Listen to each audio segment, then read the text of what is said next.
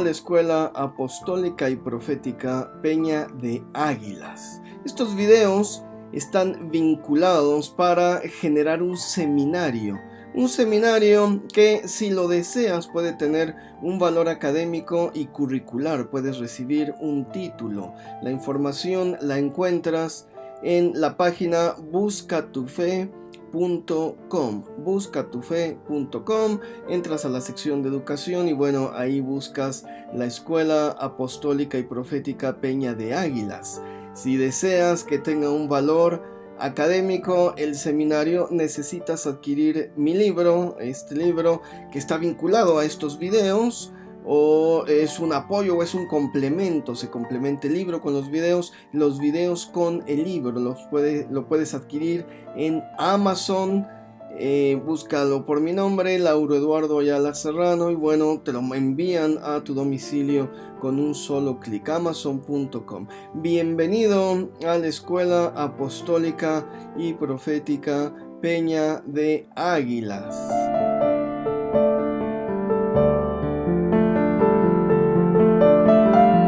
El primer curso se llama Teología Bíblica. Bueno, tiene ciertos requisitos para su acreditación académica. Una es la lectura de este libro, el libro del Edén a Sodoma, Decodificando la Biblia. Son 15 capítulos.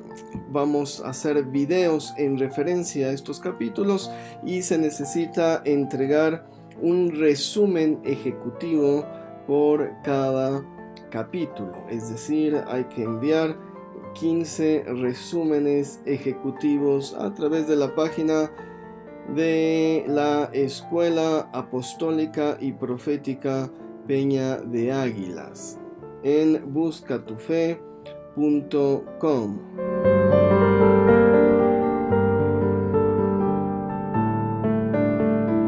La parte 2 del capítulo 3 del libro del Edén a Sodoma.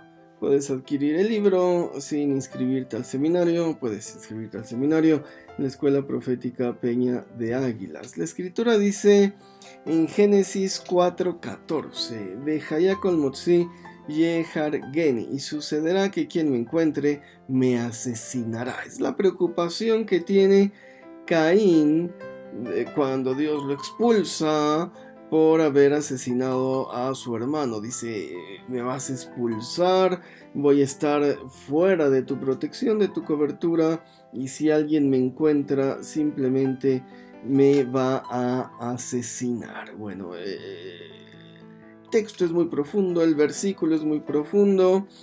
Es Génesis 4:14, y bueno, debemos entender primeramente que el texto bíblico es una compilación de tradiciones orales en un proceso milenario donde se fueron cristalizando también poco a poco. Es decir, el texto no se escribió de golpe, no se escribió y no lo escribió una sola persona. No lo escribió Moisés. Hay gente que me ha dicho: pero pastor, ¿cómo es que Moisés no escribió el texto bíblico? Mira, no sabemos ni qué escribió Moisés. Escribió algunos mandamientos. Unos piensan que fueron los 10 mandamientos, pero las tablas, de acuerdo a la descripción, estaban escritas por delante y por detrás. Entonces, para escribir 10 mandamientos en 2 tablas de piedra por delante y por detrás con una cuña, no escribió algo más que eso. Realmente desconocemos ni siquiera qué fue lo que escribió Moisés. Moisés escribió algo, pero se sumó a una serie de tradiciones orales, es decir, de cuentos, de historias que habían pasado de padre a hijo, de boca en boca, de generación en generación. Como el día de hoy pasan muchas leyendas, muchas tradiciones, muchos ritos que no están escritos, ¿no? Y bueno, en el momento en que se escriben mucho después de que las historias se dan a conocer. Entonces, bueno, dice el texto se conforma fusionando diferentes historias bíblicas. De esto se ha discutido mucho. Hay antropólogos que fundamentan esta idea, como James Fraser, antropólogo funcionalista, padre del método comparativo. Él dice, bueno, lo que hacía el escriba, supervisado bajo el sumo sacerdote, era fusionar las historias, era simplemente juntarlas. Y bueno, vamos a tener posturas donde dice hay 3 historias de la creación, de Génesis 1:1 a Génesis 2:3. Luego en Génesis 2:4 dice estos son los orígenes de los cielos y la tierra. Es como si fuera otra historia de la creación. Hay quien dice no, lo primero era una introducción, lo segundo es el texto desglosado. Y bueno, tenemos otra vez una mención en Génesis 5:1 cuando dice este es el libro de las generaciones de Adán, el día que el Señor creó al hombre a semejanza de Dios lo hizo. Y bueno, normalmente como funcionaba era así. Las tradiciones pasaban de manera oral y un buen día el sumo sacerdote decía, bueno, vamos a incluir este texto dentro del canon bíblico. Es un texto sagrado, habla de Dios, cumple ciertos requisitos y un escriba lo escribía. Tenemos esta misma idea cuando el profeta Isaías está dictando sus profecías y dice, y le estaba escribiendo el escriba de boca de Isaías. Bueno, lo mismo sucedía, pero en el templo, el escriba, supervisado por el sumo sacerdote, era el que iba compilando el texto bíblico. Y bueno, hay muchas historias con respecto a esto. ¿Por qué se preocupa Caín? Caín dice, alguien me va a matar allá afuera cuando me salga, es decir, cuando me saques. ¿Quién estaba allá afuera? Sí, supuestamente es el principio de la creación y nada más había como 4 hombres, no Adán, Eva, Abel, Caín. Abel ya se había muerto, es decir, ¿quién lo va a matar allá afuera? Hay quien dice, no, pues bueno, estaba hablando en futuro. Hay quien dice, no, bueno, había otro tipo de hombres también allá afuera. Y algunas fuentes rabínicas introducen al personaje de Lilith.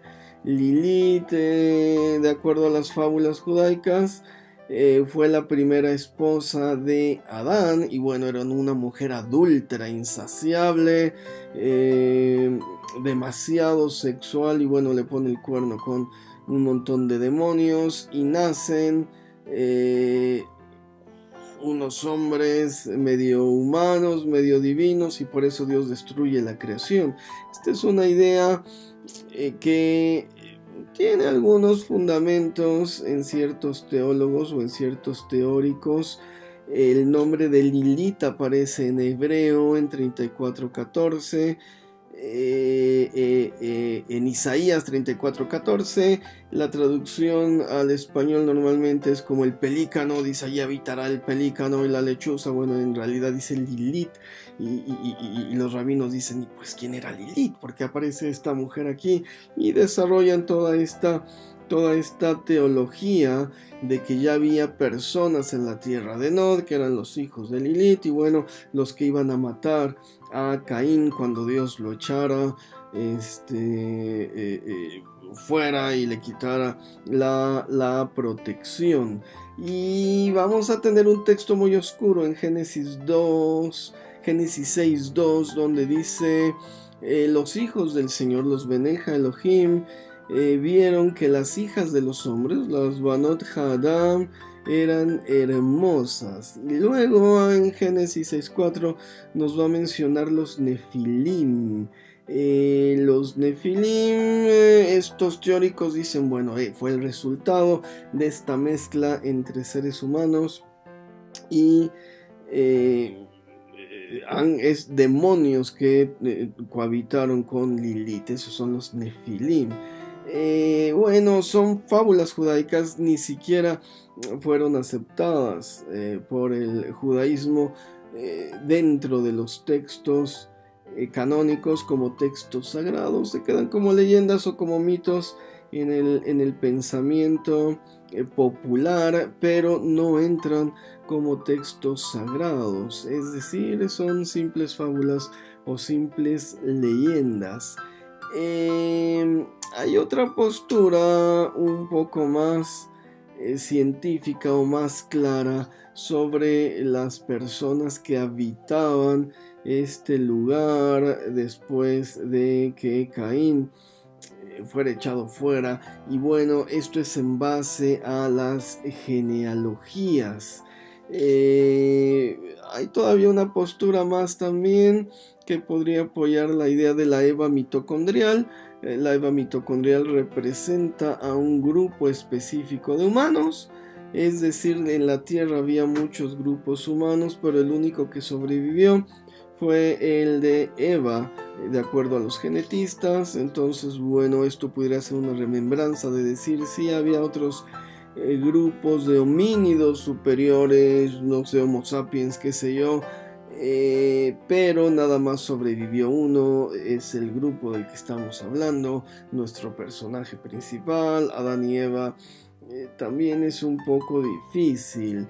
Lo mejor sería encontrar como la referencia bíblica y explicarlo en términos bíblicos, porque si nos desviamos con fábulas judaicas o nos desviamos a los albores de la ciencia, cometemos el mismo error de intentar fusionar cosas que son completamente distintas. Yo opto por la idea de las genealogías. Génesis 6.2 hace referencia al linaje de Caín, y extrañamente en una genealogía se hace referencia a diferentes mujeres. Está muy fuera de lo común. Normalmente se menciona a los hombres. Ni siquiera en las tribus de Israel, las 12 tribus de Israel, se menciona a Dina. Dina se la deja fuera. Sabemos que hay una Dina porque hubo ahí un problema con los hermanos, los hijos de Jacob, pero a Dina se la deja fuera en las genealogías, ni siquiera se la toma en cuenta como si fuera parte de una tribu de Israel. ¿Me explico? Entonces, bueno, que aparezcan mujeres dentro de la genealogía de Caín nos hace ver el texto de una manera distinta, tener una postura extraordinaria de lo que está sucediendo en la escritura. El linaje de Caín va a seguir manchado en sus descendientes. Dice el primer Caín asesino, y luego vamos a tener a un Lamech. En hebreo, Génesis 4:24 dice, pues si Caín va a ser juzgado, yo voy a ser juzgado 70 veces 7. Es decir, yo voy a ser un asesino serial, voy a ser peor que mi padre. Y bueno, por otra parte, se hace referencia en el mismo versículo a los hijos de Dios, a los hijos del Señor, que sería la evocación de los hijos de Set.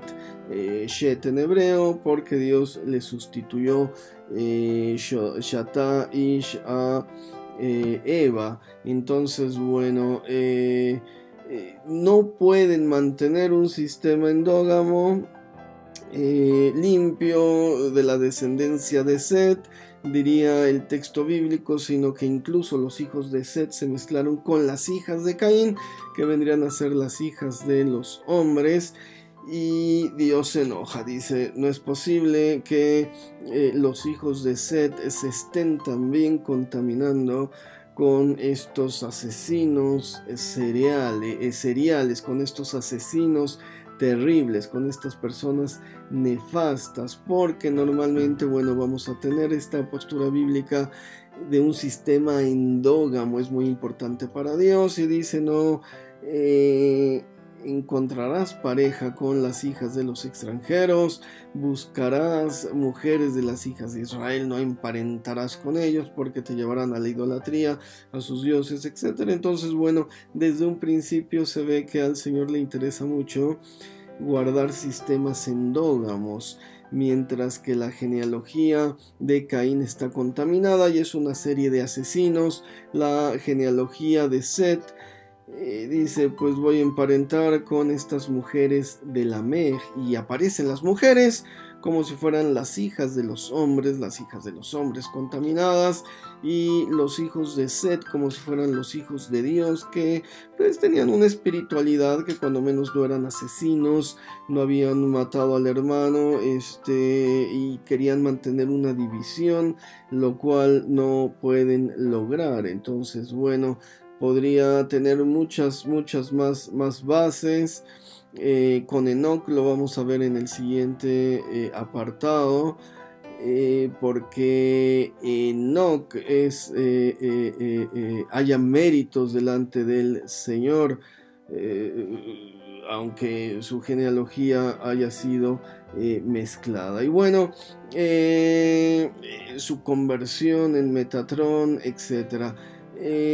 Los Nefilim realmente en el hebreo moderno se les traduce como los paquidermos, son los elefantes, y podría estar haciendo una referencia a los sauros, a los grandes sauros que gobernaron la tierra durante 150 millones de años.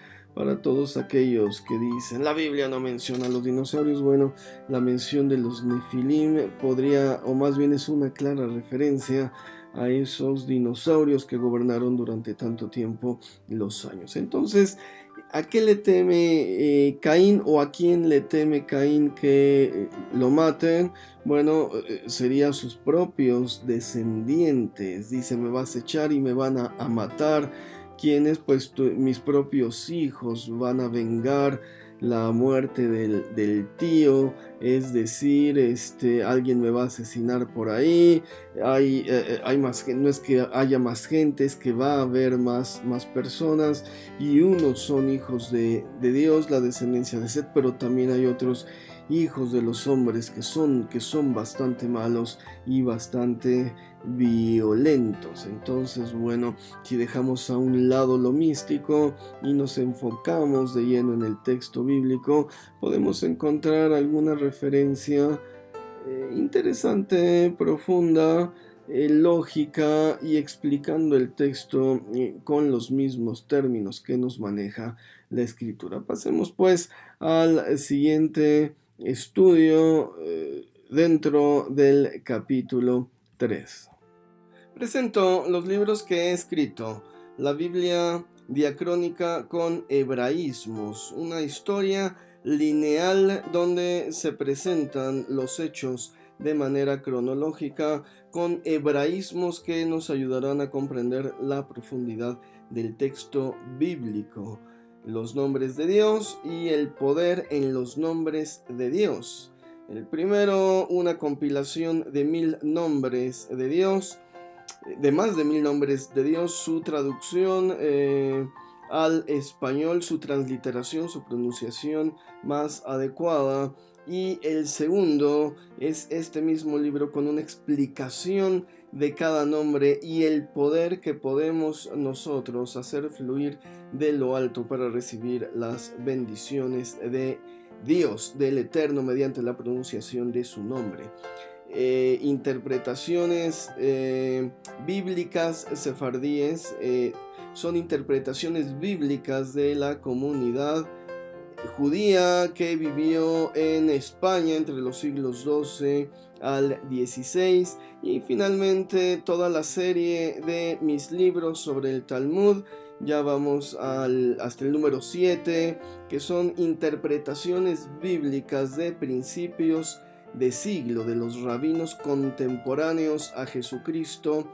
Todo esto visto a la luz del Nuevo Testamento para entender nuestro cristianismo desde una matriz judía. Todos los libros los puedes adquirir en Amazon, en Editorial AMI aquí en México, en Amazon de manera internacional. Los envían a cualquier parte del mundo directamente a tu casa. Espero que estos textos sean de beneficio para tu crecimiento espiritual, académico, para que dejen algo, un legado en tu vida. Aquí están, te los presento.